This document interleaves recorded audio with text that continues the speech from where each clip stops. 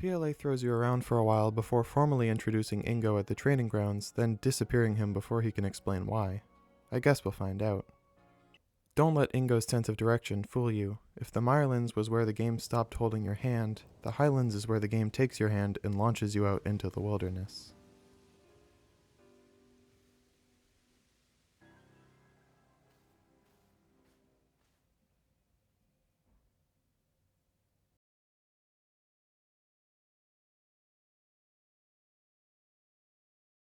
Yeah, not much spectacle to this one. The Coronet Highlands' introduction is quaint, drawing complete attention to that familiar dimensional rift looming over the precipice. Mount Coronet has always been visible just over the horizon, and PLA's not cashing in on that intrigue yet. The Highlands themselves are drab and uninteresting. The real wake-up call is the immediate Luxray at the entrance. If you start running in the Highlands, you'd better keep running. Besides a few Paris and Yanma, the Highlands is stacked with fully evolved Pokemon that demand your respect. PLA aggressively scales the power of its wild Pokemon, keeping them threatening, rewarding to defeat, and worthwhile to capture and add to your team. With PLA's freeform progression system, it'd be impossible to maintain a strict level band on the player without some sleight of hand. You could implement level scaling, but you'd run the risk of cheapening Hisui's sense of hostility if the entire ecosystem bent to your will. The possibility of running into a level 70 demon behind any corner is thrilling and vital to PLA's themes. This demanding level curve ensures that you know what level you should be, although even after boxing my team during resource gathering, my excessive shiny hunting landed me 5 levels over. If Laventon hadn't intervened, I would have mindlessly steamrolled the next few areas and robbed myself of the full experience. It's more common than you'd think. If any one aspect of PLA captivates you at the wrong time, it starts cannibalizing the rest of the game. That's always true for RPGs, but PLA almost encourages it. On the other hand, PLA uses its entire 100 level range, meaning you can't overlevel everything, and wild Pokemon can always tyrannize you. Besides, calling PLA an RPG is kind of reductive. You still need to earn survey points, defeat nobles, and fill out your Pokédex for God's sake. Literally for God's sake. Frankly, the story isn't central to my enjoyment anyway, so I'm not offended that you can brute force it.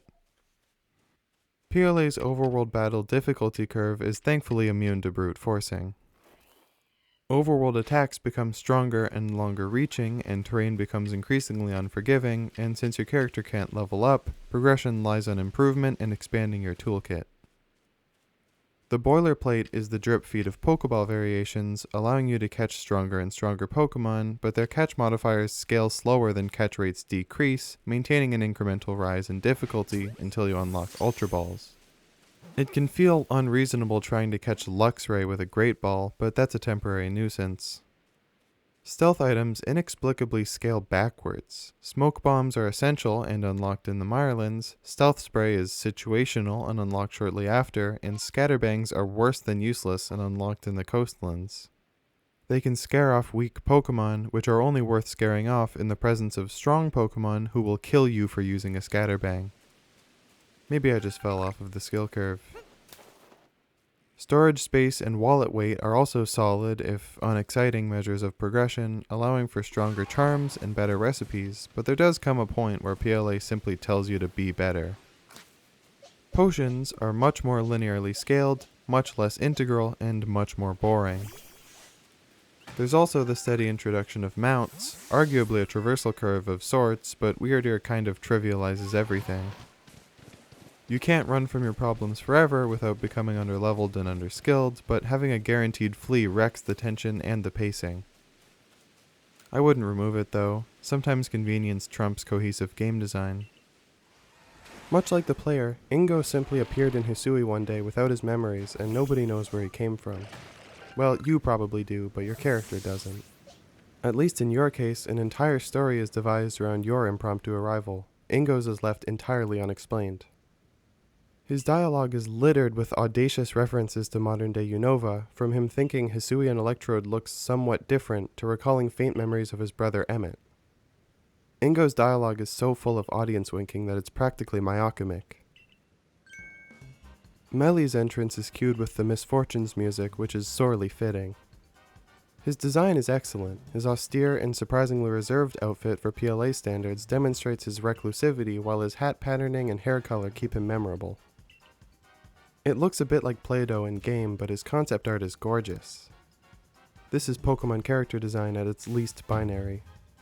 However, it becomes increasingly apparent that Melly is, well, firstly, a strictly unsympathetic asshole, but also a chronic liar. He represents the other side of isolation. He's lived in a literal echo chamber for so long that he's completely fallen into himself.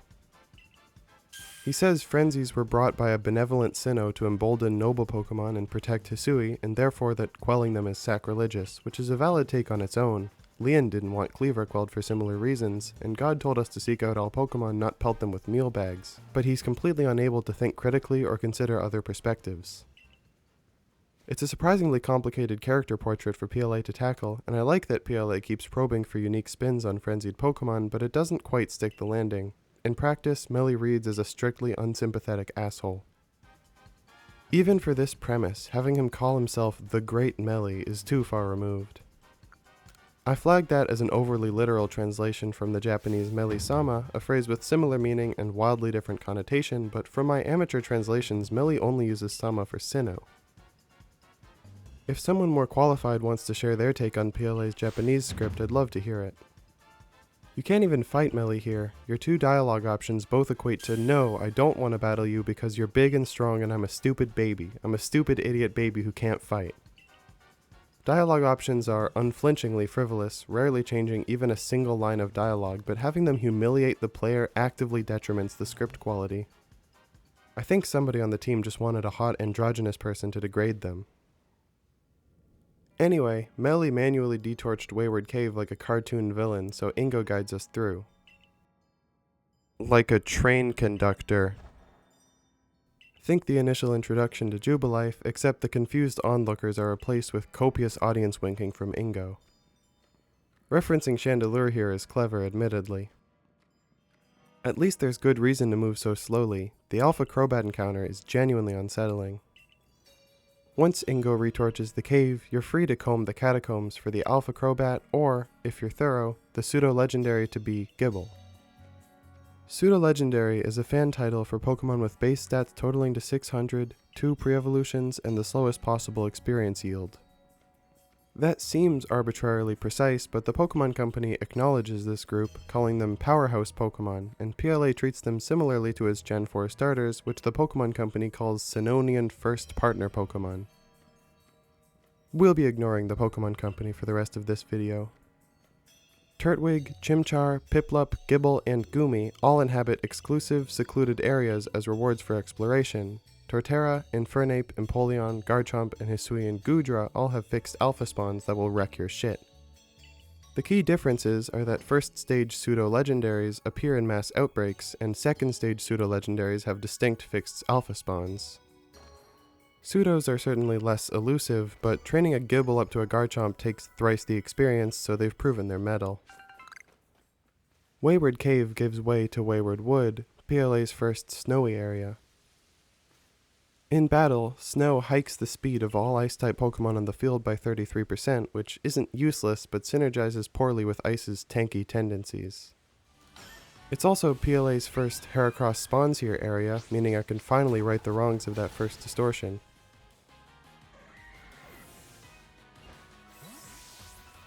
I don't. Apparently Melly's pertinacity is contagious, as Ingo boldly defies him with equally unearned confidence.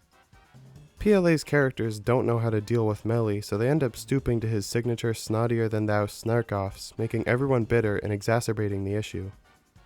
We are arguably more bullheaded than Melly, it just happens that we're the protagonists. Melly's gender is first confirmed in the dialogue option, "I'll beat him," which surely caught some misogynist wildly off guard, and he specializes in poison-type Pokemon. Like I said, subtlety is not this game's strong suit. They gave this guy a Skuntank. In the Ancient Quarry, the OG pretentious twink Volo saunters in to study Ingo's past. Turns out Ingo forgot. Volo also mentions that space-time rifts are a known phenomenon in Hisui, which I'd prefer they weren't, and makes everyone's bewilderment about our arrival kind of questionable. I'm thankful that Volo grew out of his melee phase though, he's become a genuinely likable character. Ingo claims the quarry's pillars were made to hide behind, and I believe him, but clearly the architects failed to consider two Bronzor forming a right angle. Hiding behind walls conflicts with Pokeball's propensity for bouncing off of them, and the botched first-person view isn't helping. I like that PLA is upping the ante, I just wish it didn't rely on jank to do so.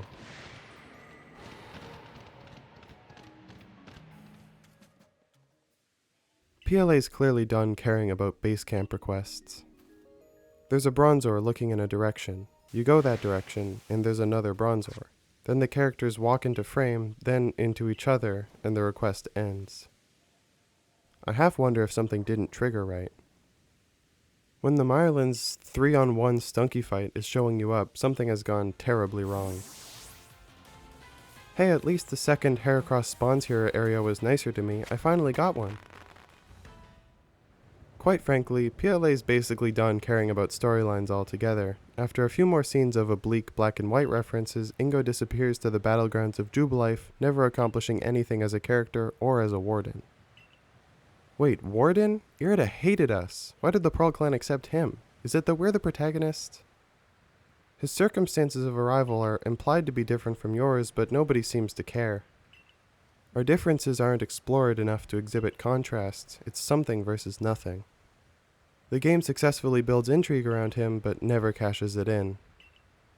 This could theoretically be a setup for a future Pokémon Legends game, Looker style, but it reads more like the game needed an authority on battling. Nobody in Hisui even has Pokeballs, so they brought in some Unovan jabroni and raked in the fan service. He gets a fittingly formidable battle, points for him using Pokeballs by the way, and he certainly fills a niche in Hisui, but he stands at odds with the game's world. In keeping with PLA's newfound apathy, the extent of the fanfare for our next Mount Sneasler is a slow pan up. They know they gave this thing noodle legs and they're proud of it. Its dire Hisuian Lilligant syndrome and totemic lank on account of having to climb us around are outweighed by an appealing asymmetry and a Mountain of Sass. That should have been the name for this chapter, a Mountain of Sass. They nailed all of its animations, particularly while climbing around with your character reduced to googly eyes in its backpack. Hey, if you're gonna be cheap, might as well make it funny. Like most mounts, the major sticking point is the terrain itself. Sneasler treats every naturalistic cliff protrusion or slant as walkable ground, resulting in lurching, stop-and-start traversal and summiting way before it looks like you should. Descending cliffs is unbearable. Sneasler frequently fails to mount at the top, gets stuck between rock faces on the descent, and fails to dismount at the bottom, all while the camera completely freaks out. If climbing up was close to this jank, or climbing down was ever important, I'd be denouncing Sneasler outright. Magnezone is the Highlands' de facto flying Pokemon, which would be a strangely tall order to catch had I not unlocked Wing Balls, the successor to Feather Balls, early. Yeah, forget Luxray and a Great Ball. Even after the Feather Ball's catch rate modifier for flying Pokemon, you're catching this thing at sub-Great Ball odds.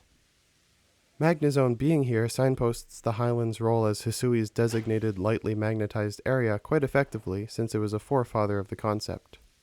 Stick with me for a second. Light magnetization is a locational attribute which triggers some evolutions in Sinnoh and was replaced by Thunderstone evolutions in Generation 8.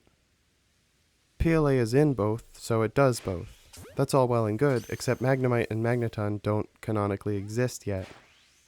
PLA is set pre-technology, resulting in several Pokemon becoming anachronistic, most notably Porygon Z. It works around this by sending those Pokemon through time via distortions, having Laventon say "this worries me" in the Pokedex entry, and calling it a day. Can't even tell it's a prequel.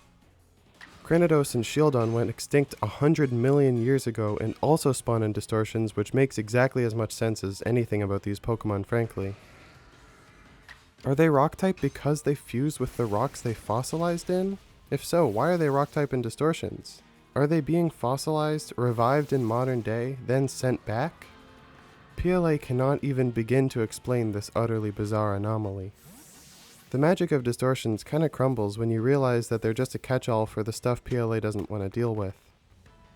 Evolution items, fossil Pokemon, digital Pokemon, Laventon starters, specifically the one non-regional form we need to include since it got an evolution in Sinnoh and a different one in Hisui, all haphazardly strewn around a leftovers bin dressed up as a vague allusion to Giratina. I'm on board with Laventon starters being here. It beats getting them for free or not at all, but the cracks are definitely showing. Distortions are still an adrenaline rush at best, but their worst is down from boring to blatantly cheap. The Highlands is defined by zonal design with 18 distinct pockets separated by jagged terrain. This lets PLA railroad you through some plot beats before handing you Sneasler, who blows the subregion wide open. It's the same pseudo-linear trick as in the Heartwood, now fully realized. It does result in some Coastlands-esque straight lines and awkward distortion placements, but it works wonders to set the Highlands apart. If you take Sneasler full steam ahead, you'll intercept a zone filled with Gligar and climb right into the clutches of an Alpha Gabite. This feels like you breaking the boundaries, but PLA basically goads you into it, so it knew to make it interesting. These invisible interzonal paths are another of the Highlands' strengths. Some zones double as bespoke dens, a la the Fieldlands Parasect or the Coastlands Turtwig, with Gliscor and Probopass as prime examples. Side note, I love that Nosepass always faces north. It proves that PLA can make even the most non-sequitur Pokemon charming and worthwhile. Considering this one was level 56, I was incredibly lucky to be south. You'll forgive me for not broaching the Goomy Den hiding above the ancient quarry with its level 70 Alpha Hisuian Gudra quite yet, even if it is a cool terrain shakeup and a rare reuse of space. Levels fluctuate wildly between zones to accommodate a future revisit to the Highlands, and although this synergizes with zonal design, it brings the concept of linear level scaling in a non-linear game under scrutiny. At a glance, it seems like the only option is to balance around the intended path, thereby disincentivizing exploration and defeating the point. To some extent, this is true, but PLA has some tricks up its sleeve. It factors some exploration into its level curve so that beelining through the story leaves you underpowered, and it often makes the intended path feel like exploration through breadcrumbs or funnel-like level design. Take the Diamond Settlement, or even the Gabite we just found. Both Landmark and Landshark alike feel like genuine discoveries, but act as deliberate waypoints along an invisible trail. However, that relies on you playing PLA how PLA wants you to, which by necessity isn't required. There need to be failsafes for when the player inevitably encounters Pokemon outside of their level band. PLA's solution is simple, just switch genres. Stealth is viable no matter what level you are, letting the most daring explorers scour high-level areas for rare items and miracle captures. It's not a be-all end-all. Stronger Pokemon tend to have larger detection radii and less nearby cover, creating a stealth curve of sorts, but it means that even far off the beaten path, you never hit a dead end. As always, Weirdeer can outrun the consequences of getting caught, but Retreat still has the workings of a game over. Time and effort cost, potentially wasting stealth or stun items, and progress being undone. Amazingly, this also applies to some low-level Pokemon. They're just as happy to 86 from a losing battle as you are, so you have to stealth catch them. Usually though, they'll run around in circles for about 10 seconds first, and thank God. Conducting research would be infuriating otherwise. The result of this genre bending is that PLA doesn't just work around its linear level system, it leverages it to diversify gameplay and immerse you fully into the world. Alpha Pokemon are proof. PLA can and does throw level 60 behemoths at you whenever it wants because it's given you the tools to handle it. I'd be remiss not to shout out Sonorous Path, easily PLA's best stealth section, using pre-Sneasler Highlands' zonality to send you through hordes of Ursaluna and Luxray. The sheer volume and attack ranges on display here makes careening through it feel as dangerous as stealth, but without the upside. Weirdeer gives you free reign of Hisui's land, but stealth lets you access Hisui's resources, whether PLA expects you to or not. The next question, then, is what are Hisui's resources? Medicinal leaks. And Pokemon. Hisui is brimming with unique species, many of which never cross the intended path, and all of which you need to find. Progression is tied to star rank, earned by conducting research, and the fastest method is simply catching as many Pokemon as you can. This results in you making consistent progress on Pokédex completion, which pays dividends in the post-game and makes the main game more interactive and rewarding.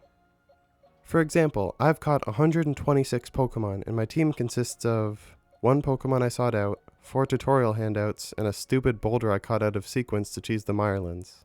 Let's fix that. Team building is a core tenet of Pokemon. Discovering new companions, perfecting your type coverage, raising Pokemon like protégés, watching them grow, growing alongside them. Every playthrough of PLA is a chance to bond with 6 new Pokemon. I'd say every team is different, but I bet Typhlosion, Bibarel, Staraptor, Luxray, Floatzel, Dialga has Hall of Famed a couple hundred times due to the tutorial. Despite that, you're always at liberty to shuffle the deck, and as heartless as that may seem, that's Hisui for you.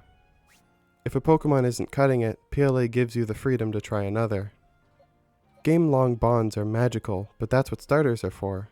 PLA recognizes that Pokemon in general are magical, that each candidate is a chance to rediscover that, and that lasting bonds will emerge naturally. Maybe I'd learn to love this Floatzel and its agonizingly inaccurate Aqua Tail eventually, but I'm much more likely to love a Pokemon I'm enthusiastic enough about to actively seek out. Honestly, the real casualty here is the Uggos. It's beautiful how Pokemon can make you fall in love with some hideous creatures, ones you'd never seek out but who were there for you when you needed them. It's kind of the point, really. While this does happen in PLA, like if the only Pokemon that patches up your type weaknesses is Probopass or something, it's disappointingly rare. When every Pokemon is vying for a slot, you shoot for the pretty ones and endearingly ugly ones. Let's be clear though, when I say every Pokemon, I don't mean it.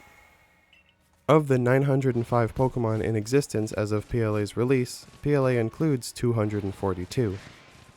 I'm not here to cover the lovingly nicknamed Dexit controversy, but it's true that PLA's definition of completed Pokédex is exceedingly optimistic.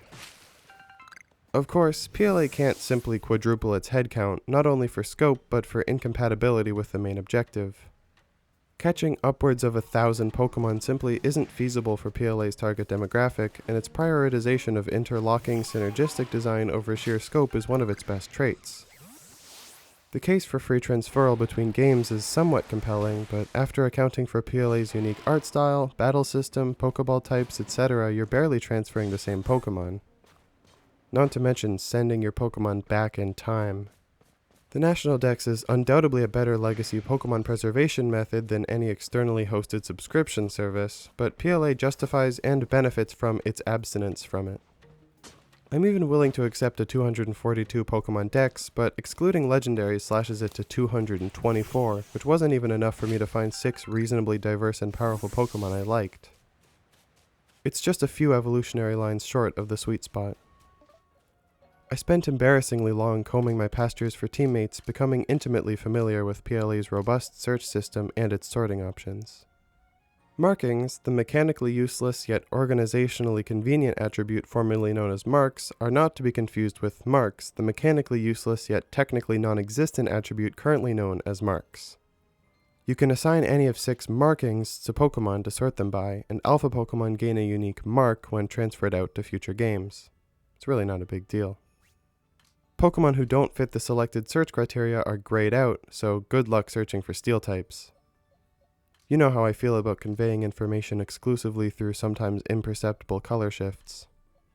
That's among few complaints about the pastures though. It's neatly separated into 24 Pokemon pages which can be renamed and reorganized, and more storage space unlocks alongside story and collection progress. I don't know why it was ever locked, but it's generous enough.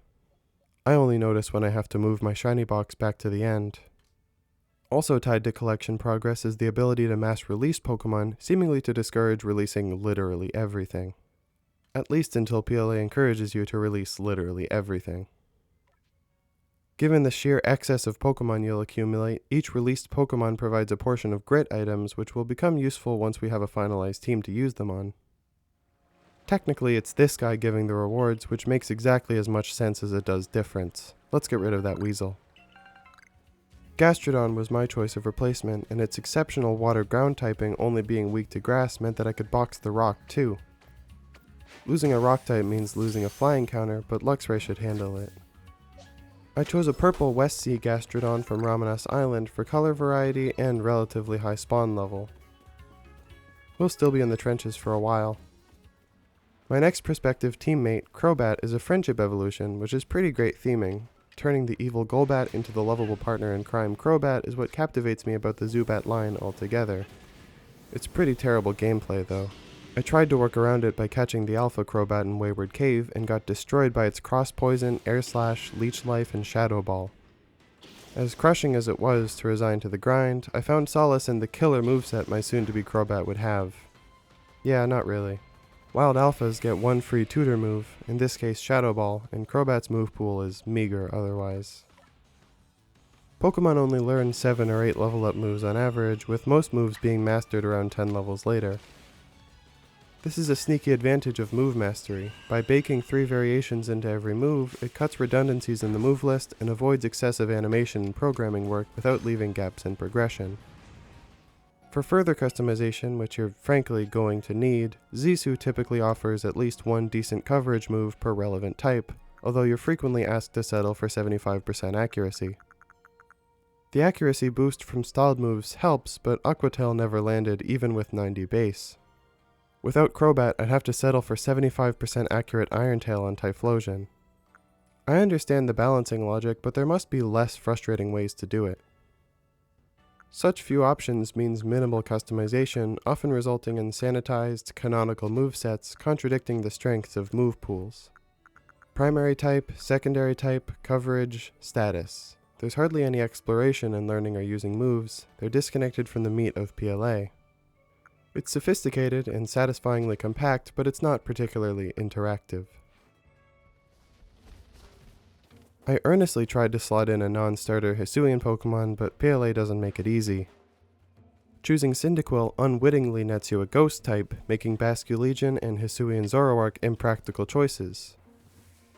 Choosing Oshawott rules out Overqwil, and Rowlet encroaches on Sneasler and Hisuian Lilligant. Likewise, I trauma bonded to Heracross before Sneasler showed up, so I was left with one candidate.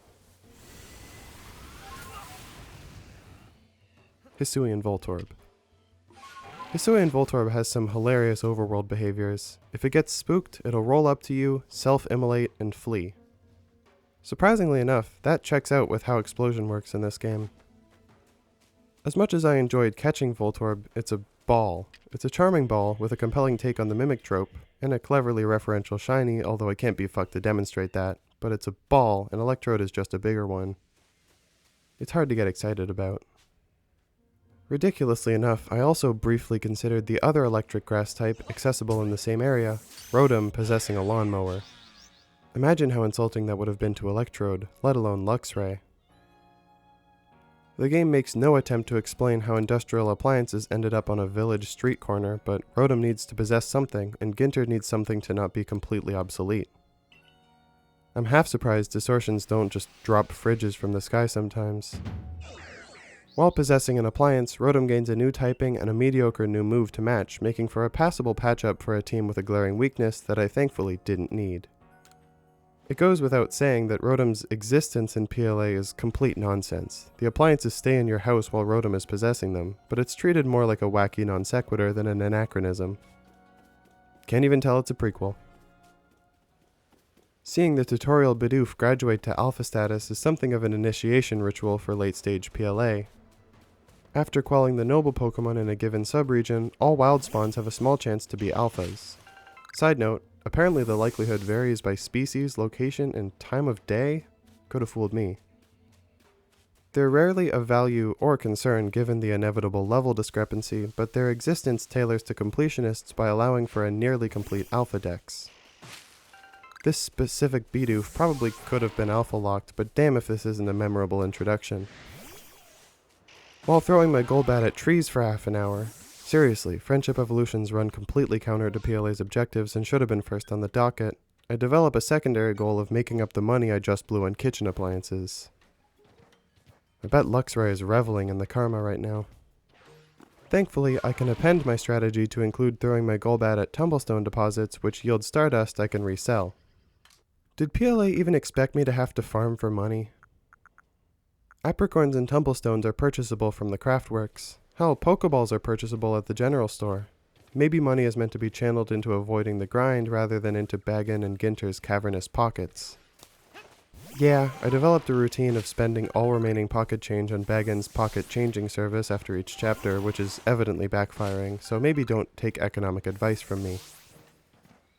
I think the money curve is well tuned. You can live comfortably on the Survey Corps paycheck, but collectors or those with expensive hobbies will have to work overtime. Or have rich parents, but I don't think Arceus would sign off on that. The fastest method is often literal overtime, catching huge sums of Pokemon to drive up your earnings tally. Side note, apparently Laventon has unique dialogue if you catch 100 in one excursion, which I never did. Shout out to Danny for telling me that.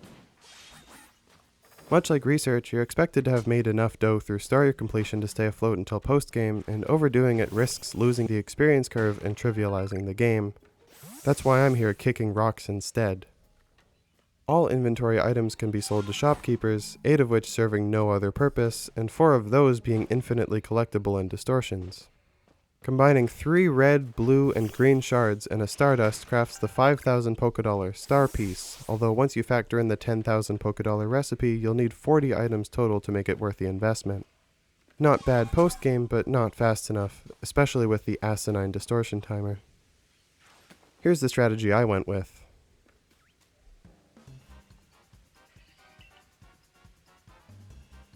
The misfortunes could have been a slam dunk for PLA. Pokemon battling is beloved, and financially incentivizing it is only natural, but calling these battles would be generous. They never scale beyond 2 Pokemon and never put up more than a turn's worth of fight. Their dialogue changes if you ambush them, and they do outright kill you if you lose, which doesn't matter, you won't lose, but is very funny. They appear randomly in 1 of 3 predetermined locations per area and drop 40,000 Pokédollars worth of items upon defeat despite being loudly destitute. I guess that's the joke. When the game is so blasé as to undermine their only consistent motivation for a gag, I'm inclined to follow suit. Let's zoom out for a second. This system encourages players to trudge ad nauseum to 3 nondescript points in pursuit of the same mindless routine.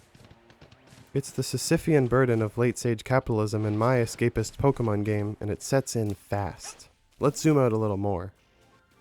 The Misfortunes are the only overworld battle opponents in PLA.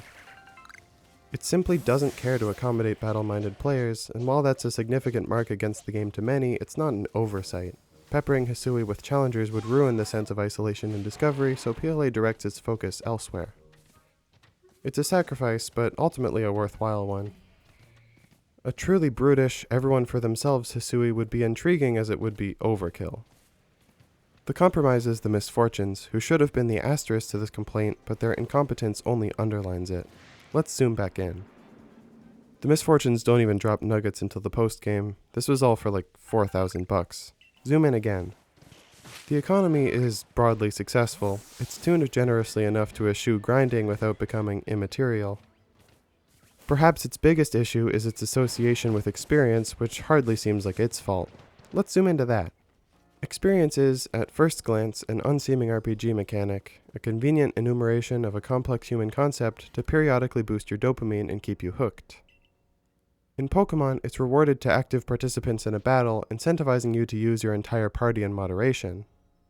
Unfortunately, there's a catch. Every surviving Pokemon gains 50% experience from a battle, whether they participated or not. This is XP share, a system that nearly jeopardizes the entire game. I could forgive the ludicrous degree of abstraction, where experience doesn't require experiencing anything, if the gameplay impacts were anything but disastrous. XP share seems to be an attempt to regulate your team's levels, keeping lesser utilized Pokemon within striking distance for longer to encourage you to use something other than your starter for once. I don't know what else it'd be intended to accomplish. Avoiding the grind could just be done by tweaking the level curve. PLA is balanced around XP share, but it could have been balanced around anything. By the way, a toggle to disable XP share would render everything I'm about to say irrelevant and should unquestionably exist. I'll demonstrate by fighting the NPCs Ingo can conduct to the battlegrounds in Jubilife. I don't mind these. They're mostly mindless busy work, but it's compelling watching Hisui begin to embrace battling.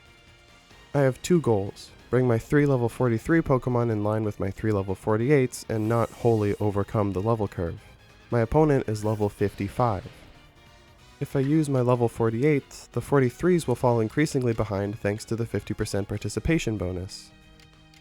If I open with my level 43s and swap into my 48s, I'll often be outsped and one-hit KO'd before I can do so, and it'll still take until well beyond the level curve to reach equilibrium. If I use my level 43s, they'll die since they're so weak and get nothing. Even if they take out 5 Pokemon and die to the 6th, zilch. Therefore, your most used Pokemon frequently receives the least experience. That's right, experience is abstracted so hard that using your Pokemon decreases their experience gain. The solution is, of course, to fight Pokemon of your own level, but here's the thing, that would work 1.5 times faster if EXP share didn't exist. To get around this, I had to box my starter. That's inexcusable in my book. XP share fails catastrophically at its premise, practically guaranteeing a wildly unbalanced party and making a nightmare of PLA's reasonable level curve. Sure, there's more experience to gain, but its disproportionate distribution among the upper-leveled systematically exacerbates the level disparity. Basically, XP share is trickle-down economics. Alright, the economy. Zoom out again. In conclusion, the economy is good, the misfortunes are bad, the lack of trainer battles is fine, XP share almost kills the game, and I should have just caught a wild Crobat from the Icelands.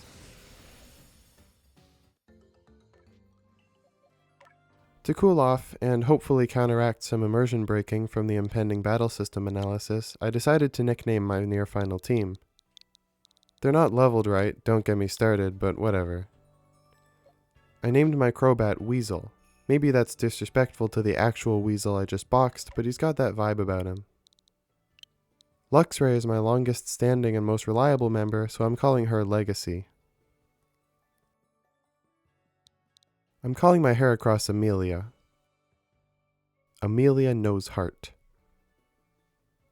And Gastrodon is a slug, so Slugger is only natural. These seem superfluous, but I caught my internal monologue using these nicknames, so clearly I grew attached to them, and by extension, the Pokemon they designate. That's enough sap, let's enumerate them. Pokemon have 6 stats: hit points, attack, defense, special defense, and speed. I'm not going to explain them, you're not a baby.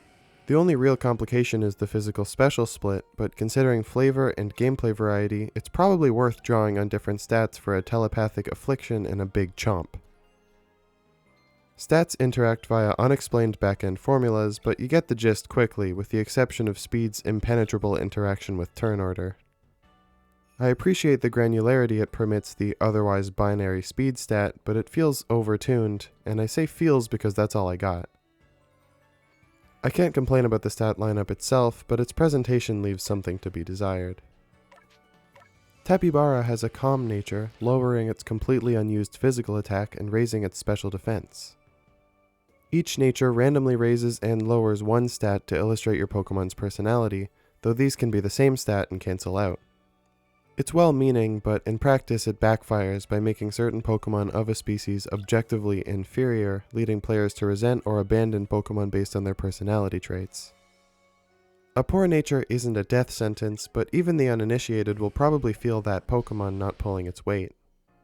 Weasel's nature actually created some interesting decisions. Its usually predominant attack was lowered, allowing it to run both physical and special moves, but that's only because I chose to roll with the punches. So, cue the backpedaling. The farm's 10,000 Pokédollar crop yields 3 to 6 random nature-altering mints, effectively waving the world's tiniest white flag. You can forcefully alter your Pokemon's temperament for numerical gain, but only if you look really hard, roll the dice a bunch, and waste a lot of time. This is clearly a late-game fallback option for if you got attached to a timid Snorlax and suddenly your team needs to be good, and it undeniably beats replacing your Snorlax, but it's a tough pill to swallow narratively. Honestly, knowing Amelia is relaxed doesn't do much for my immersion anyway. Effort levels, or ELs, seem to fall into similar trappings as natures, being another random but modifiable stat buff which individualizes Pokemon in quantifiably unequal ways, but there's a point this time. They naturally range from 0 to 3, with alphas guaranteed at least 3 perfect ELs, but you can manually increase them up to 10. It reads like you're training your Pokemon, not neuralizing them. The randomness is minimal and seems to exist mostly for franchise compatibility. When transferring out of PLA, base ELs are converted into IVs, an immutable stat buff that exists in neighboring Pokemon games. ELs are gained through grit items, each operating at different thresholds. Grit Gravel works from 3 to 5, for example, separated by granularity. The framing is a little funny. Don't be concerned about storage space though. In practice, grit items are best used between expeditions when you'd realistically be readjusting your team, and satchel size isn't a factor. They follow an exponential curve of value, each being equivalent to 10 of the next lowest item, at least according to Zissou. You'd rather collect 1 grit rock than 1,000 grit dust, but Zissou's exchange service makes every grit item technically useful, even once your party is maxed out on grit dust. The exponential curve means you're doubtful to max out your entire party, which is for the best. Frankly, the game isn't balanced around them at all. Having high ELs doesn't trivialize the gameplay, but it does make battles noticeably less interactive. Like Mints, it's mostly an optional late game bonus. They're considerably less missable though. Outside of fringe methods, they're earned through defeating wild alphas or releasing Pokemon from your pastures, common occurrences for battle and exploration-minded players respectively. It's made clear how busted they are, so you're unlikely to throw the balance off accidentally. They're so aggressively resource-intensive near the top that you're more or less forced to make decisions, resulting in a similar diversity of stats as IVs while retaining complete customization. That's impressive. ELs aren't complicated, but their role as a refreshingly upfront facet of the battle system is fully realized. A request in the Crimson Mirelands requires you to win a battle against an Ursaring with only a Pachirisu, and the dialogue makes dramatic emphasis of the importance of a good strategy. As the footage and broader game demonstrate, this is at best lukewarm advice, and primarily a reference to Sejun Park's Masters Division win with Pachirisu at the 2014 Pokemon World Championships. It's a surprisingly fun request too. Man, I sure wish this game had several hundred more missions with this exact premise, if only. Ren says I pulled it off with aplomb, a line conspicuously parroted from Hoenn's Professor Birch, so I followed in Shugel's footsteps and named my Pachirisu aplomb. It's a good joke, what can I say? Regrettably, I am still suffering the misfortunes and discovering how necessary a walkthrough is for finding them at all. Their randomized and unremarkable placements are miserable to track down naturally. While we're wasting time, let's deconstruct the battle system. PLA loves to acknowledge the competitive scene, but its focus is largely on exploration, and its philosophy for integrating a seemingly incompatible system into Hisui deserves thorough discussion. Let's work from the ground up. There are 18 discrete types, of which a Pokemon may have 1 or 2, each with strengths, resistances, and immunities to other types. These interactions usually, and ideally, make intuitive sense. Water douses fire, fire burns grass, grass something something water. Starters gain secondary types upon final evolution, easing the player into more symbolic matchups. Fighting serves justice to Dark, Dark envelops Ghost, and Ghost isn't super effective towards fighting, but is completely immune to it. It would be zealous to call type matchups intuitive as a class. Non-elemental types like Dark and Fairy seem to exist exclusively for balance, with tenuous connections to real-world logic. While the average player will eventually drill the super effective matchups, resistances are even more obscure, being applied not even for balancing, but at complete random. Like, Ice only has 1 resistance and it's Ice. It's extremely hard to contextualize. An unbalanced type isn't necessarily a poorly designed type. Bug should probably be underpowered, although Amelia tries her best to play against type, but I'd argue that Fairy is both. Its role is to counter the deliberately scarce and resilient Dragon type, and it appears as early as the Horseshoe Plains. Thankfully, the existence of secondary types mitigates those imbalances by emphasizing type synergy over strength. Cleavor is Bug Rock type, 2 independently weak types that both negate 2 of the others' weaknesses, making for a shockingly powerful combination. Slugger's Water Ground typing has only 1 weakness, the lowest possible in PLA. Moves of any type can be learned by any Pokemon, but a 1.25 times bonus is applied when the types match. I like how modest this is. It makes intuitive sense that your Pokemon would excel at moves it aligns with, while allowing space for type coverage and mix-ups to personalize your team. Despite my reservations, the type system is invaluable. In particular, tying moves and Pokemon to the same intuitive classifications demolishes barriers to entry quickly to become a constant source of empowerment and satisfaction. Creating a 6 Pokemon team with perfect type coverage is an elaborate task that requires sincere, passionate engagement with the game. A self-contained discussion does the type system a disservice. Its real genius is in how it informs the numerous surrounding mechanics. Unfortunately, its omnipresence just as frequently oversteps and undermines them. Super effective moves deal double damage, and resisted moves deal half.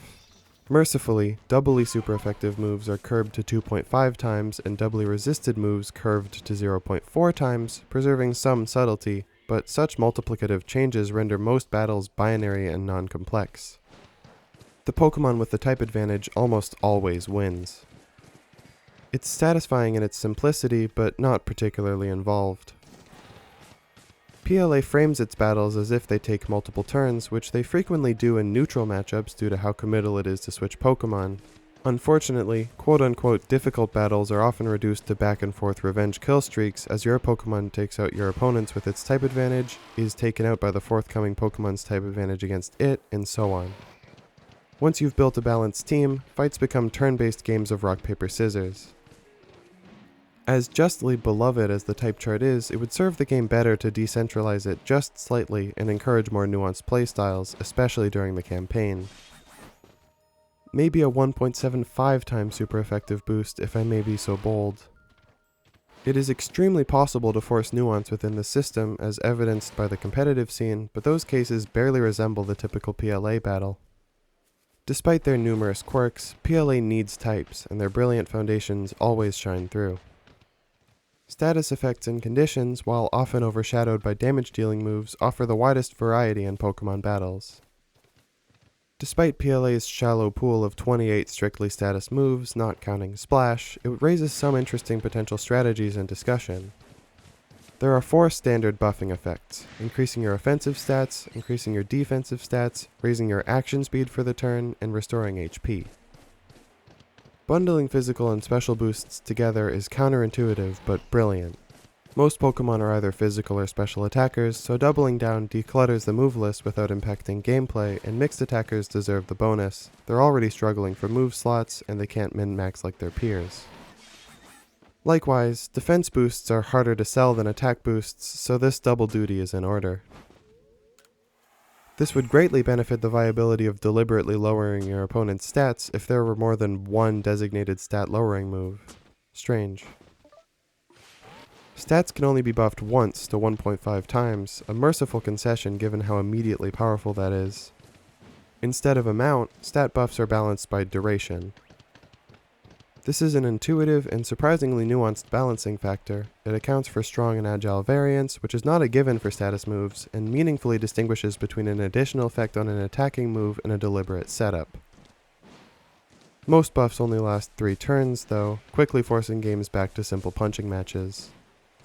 HP restoration moves are percentages of total HP, with the most ubiquitous, Rest, inducing drowsiness upon use. Recover and Roost are less widespread, but their lack of downsides makes them extremely powerful. The other primary class of status moves are, well, status moves. PLA has 5 primary status conditions. Burn and Frostbite take 1/12 of the target's max HP per turn, Poison takes 1/6, and Drowsiness and Paralysis give you a 33% chance to lose your turn. On top of this, Burn halves your physical attack, Frostbite halves your special attack, Paralysis halves your speed, and Drowsiness slashes both defenses by 33%. These all feel surprisingly intuitive, particularly the distinct physical and special drops, if only for precedent. Burn has historically lowered physical attack, and the historically non-existent Frostbite piggybacks on that tradition. Besides, having anything is already threatening, let alone having everything. A similar distinction for defense drops would be welcome were a 6th condition to present itself, but as is, the 2/3 modifier smooths it out. In terms of gameplay, Burn synergizes best with its associated type.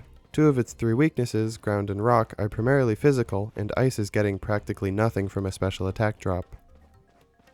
Both are only available as secondary effects of damage-dealing moves, which I think is a missed opportunity. Plenty of conditions have these beat in both power and availability, even Paralysis, which gels with the already high speeds of electric types to pose a serious threat. Frostbite is more likely to catch in snow, and Drowsiness is more likely to activate for some reason.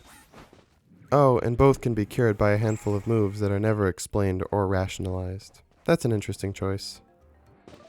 It's evident that PLA put considerable effort into its statuses, but like stat changes, they wear off after a measly 3 or 4 turns. This spells disaster for the HP draining effects of burn, frostbite, and poison, removing all urgency and demanding no counterplay. I understand why drowsiness and paralysis aren't permanent, they are obnoxious, but their unpredictability has a clear purpose and value. As is, they'll statistically only activate once. PLA has a designated berry to cure every status, but why bother? They're even auto-cured after battle. Statuses can be overridden at any time, even by themselves, which can theoretically lead to more long-lasting conditions if they're continually reapplied, but usually leads to spamming rest with no consequences. In order to persuade players to consider strategies besides brute force, they need to be powerful. Status conditions start strong, then essentially implode, leaving nothing behind. There are a few secondary status effects as well. 2 of them are given unique textures: Obscuration, which lowers incoming attacks' accuracies, and Splinters, which are just another form of chip damage.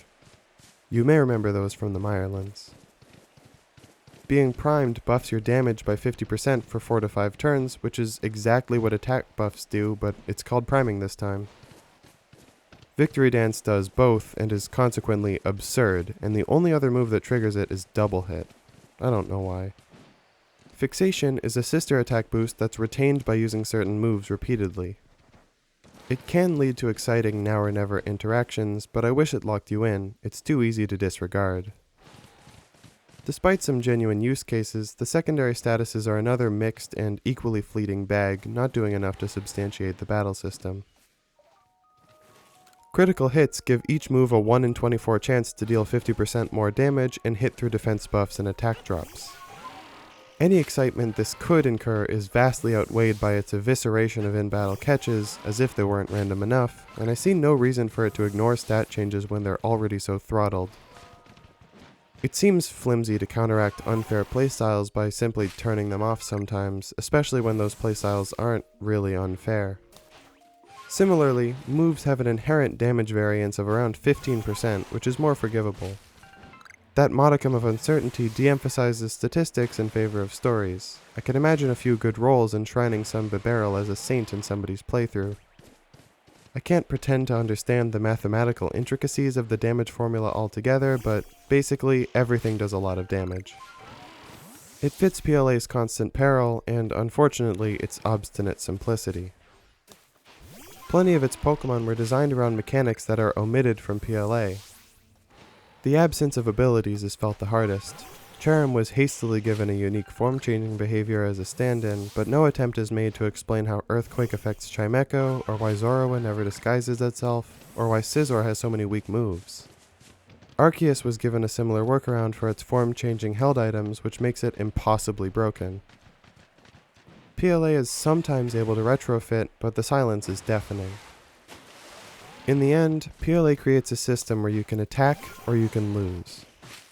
Novelty correlates inversely with viability, and every tertiary mechanic obsolesces in a domino effect until 90% of battles are reduced to button mashers. It succeeds in creating a truly accessible, truly level playing field, but sometimes leveling a playing field is bulldozing a rainforest. PLA's one big swing is action speed, a system that is complex to the point of convolution mechanically and rote muscle memory in practice. It's not bad, but it can barely support its own weight, and PLA banks hard on it carrying the entire system.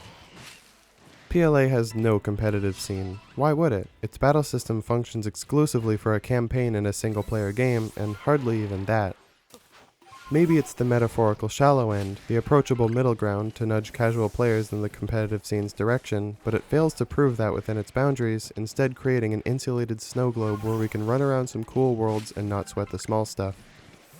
Is that what PLA wants to be? I've talked about how I don't think PLA is for children. The game is very loud about its themes of death. You're expected to fail regularly. Your attention is pulled every which way when you're part of the food chain. What PLA wants to be is laser-focused. It doesn't have a complex battle system because it doesn't need one. It uses battles to progress the story, but it's supplemental to the main objective of dex completion. If anything, it's a punishment for doing it poorly. The complexity of battles was predicated on a fancy new system that failed to deliver, and everything else is gravy. As a writer, I celebrate PLA's willingness to kill its darlings, but it's a fine line to walk. Once you get a taste for blood, you can't stop. Before we're done with battling, I want to shout out the main trainer battle theme for being completely insane.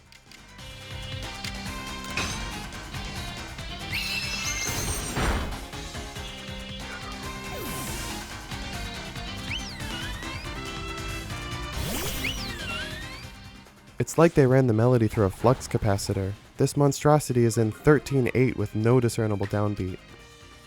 That percussion line has clearly ascended beyond the need for a 1.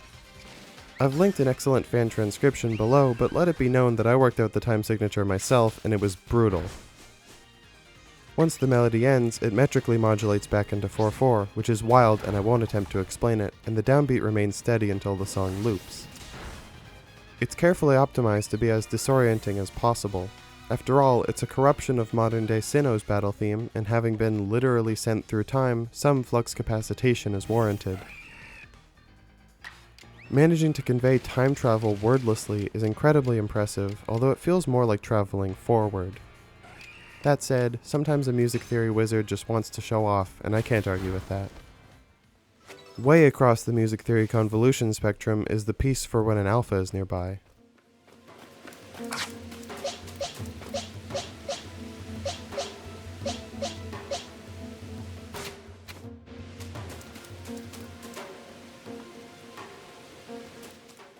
It's 2 chords. I understand it's meant as flavor, you wouldn't arrange it for orchestra, but it's one of 4 themes that play when Pokemon are nearby, all of which are just flavor.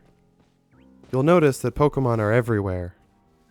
These lethargic piano stabs drown out tons of exceptional music throughout a playthrough, so much so that hearing a subregion's theme feels like a rarity. The 3 other Prelude to Battle tracks aren't quite so barren, but all are hardly melodic. I'm like 60% sure I'd never heard the Coronet Highlands theme before researching this topic, and it's quite lovely. I've criticized some prior themes for their undue bombast, but the optimism here is expressed beautifully with considerate dynamic restraint.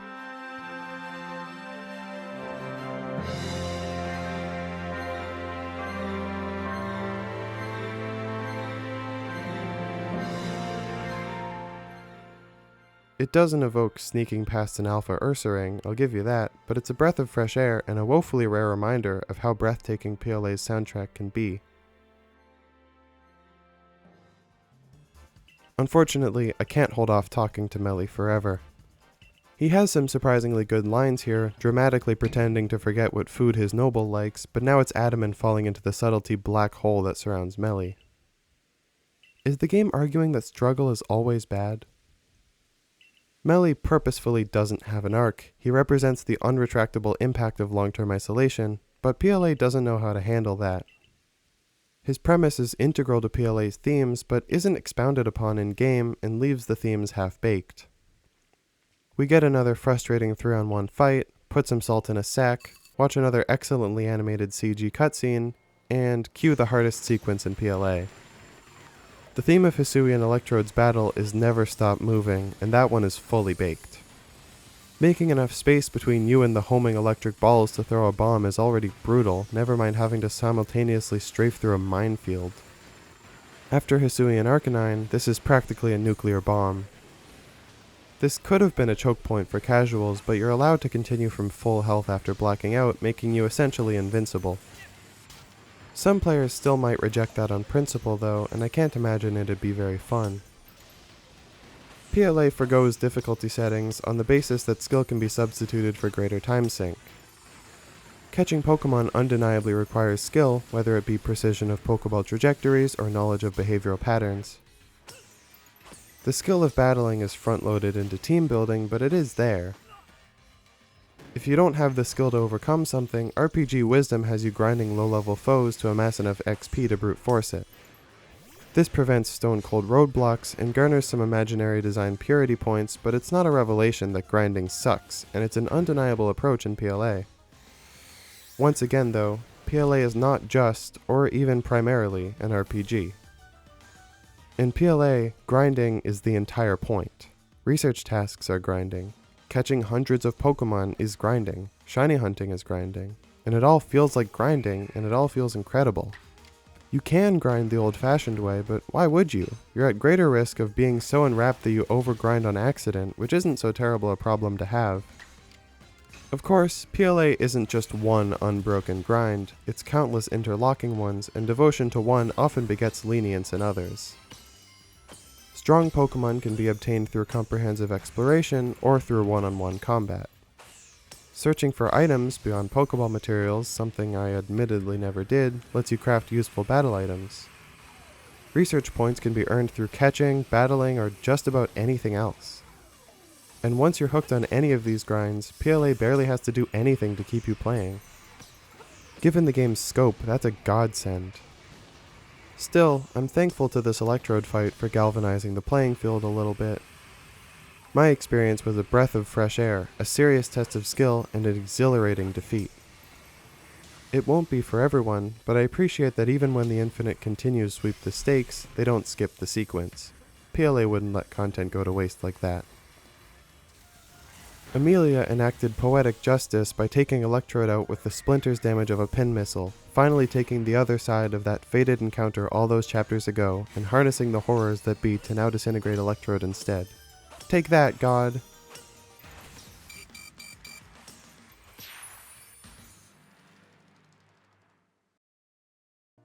In the aftermath, Adaman seemingly delivers the moral as a traditional Diamond Clan phrase.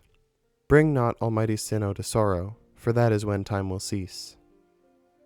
Could not be further from the point. By the way, I have a confession. Ingo actually hadn't gone back to Jubilife yet. He said he would, but he took a wrong turn somewhere while I was fuming about XP share on his court. I took that footage after this cutscene. Hey, if PLA gets to be anachronistic, I do too. He returns to explain the workings of modern-day Unova, a world where people and Pokemon work in harmony to create a true utopia.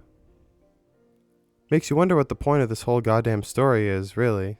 PLA is already over it, so let's follow suit, ignore the usual formalities with Kamado and Silene, and jump right back into gameplay in the Alabaster Icelands.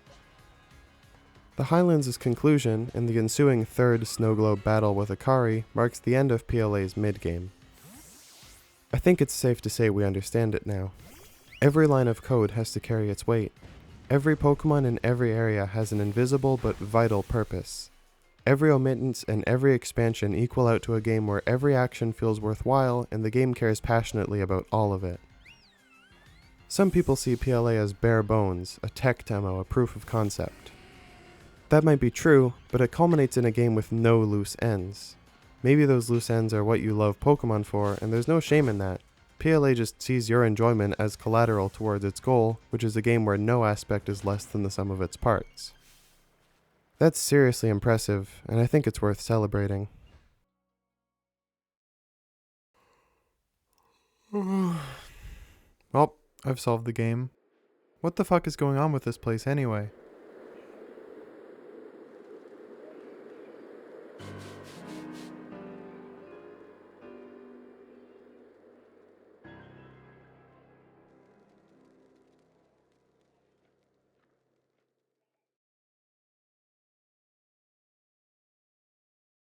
Hey, thanks for watching this one. This was Chapter 4 of Deconstructing Pokémon Legends Arceus, a bigger video essay. Hopefully coming out this year. I have faith. I've been a little bit sick. I'm recovering from a cold as I record this, so I hope it's not too nasally or too stuffed up. If it is, sorry about that. But I really wanted to get this out on time, and here's to the next couple getting out on time as well. And we can actually get back on track here. I think I know how to be a YouTuber. Almost. Maybe. I'm not going to say that just yet. I can't be sure just yet. Time will tell. But yeah, I'm really happy with this one. I hope you enjoyed it. And I hope I see you again very soon for the next one. If you want to get it a week early, you can check out my coffee. And if not, I will be letting you know when it's about to come out, I'm sure. And we're going to do it. That's going to be the last one that deals with the main game of PLA, and then we're out into the post-game, which is kind of where the real meat of the essay is. I said way back, it'd be like 2 years ago, or whenever the first chapter came out, that Chapter 7 was my favorite. I haven't looked at it in a while, but that might be true. It's a good one, so We're getting there. Anyway, thanks so much for watching. YouTube stuff, I don't know. And yeah, see you soon.